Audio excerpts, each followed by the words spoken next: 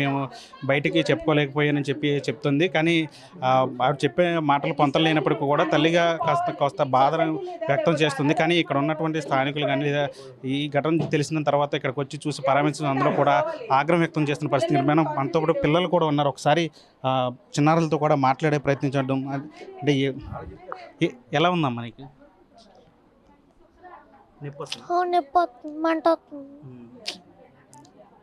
ఎప్పుడు కొట్టారు నిన్ను?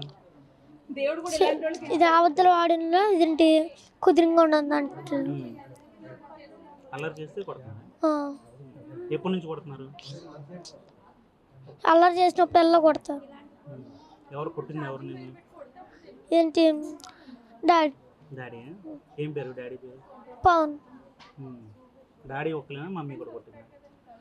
మమ్మీ ఒక్కొక్కసారి కొట్టిద్ది. దేంతో కొట్టారు?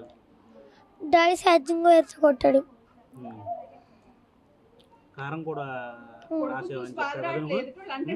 కారం కూడా రాసారని చెప్పారు కదా, ఎందుకని అలాగా? తెలియదు. చెల్లిని కూడా కొట్టారా? ఎందుకని? నిన్న అంతకుముందు ఎప్పుడు చెప్పలేదా చుట్టుపక్కల ఎవరికి కూడా మా నాన్న కొడుతున్నాడని? చుట్టుపక్కలకి ఎందుకు చెప్పలేదు? చెప్పొద్దు అన్నారా? కాదు, మేమే చెప్పట్లేదు. ఎందుకని చెప్పొద్దు అన్నారా? మీ మమ్మీ చెప్పొద్దుందా? కాదు, మేమే చెప్పట్లేదు. మరి ఇంత రాత్రి తెలిపోయేలాగా కొట్టారు కదా, బాధలు కదా నీకు?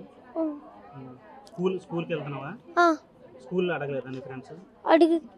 టీచర్లు అడిగారు. ఏమని చెప్పు? టీచర్ డాడీ వాళ్ళు కొడుతున్నారు టీచర్ అన్నాను. అది అడిగారు. అయితేనేమో ఎందుకు కొడుతున్నారంటే ఏంటి తప్పు చేసిన టీచర్, అబద్ధాలు ఆడిన టీచర్, కుదిరింగా లేని టీచర్, అందుకని కొడుతున్నారు అన్నారు. అయితే కేసు పెడతాను ఆగండి అన్నారు. సరే టీచర్ అన్నారు. తెలీదు, పెట్టలే. రాత్రి కూడా చార్జర్ వైపున కొట్టారా?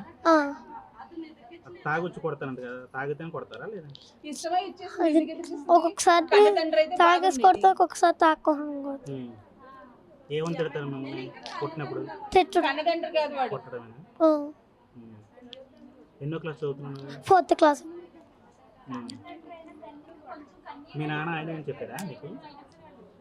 మా నాన్న ఇంకొక ఊర్లో ఉంటున్నారు, కోరవనం. మమ్మీ మరి డాడీ కొడుతున్నప్పుడు మమ్మీ అడ్డుపడలేదా? ఇంతలా కొడుతున్నప్పుడు అడ్డుపడింది. మా మమ్మీని కూడా కొడుతున్నాడు. అడ్డుపడి అది చూసాం కదా. పిల్లలు కూడా అది చెప్తున్నారు, కావాలని విచక్షణారహితంగా కొడుతున్నారు. ఛార్జర్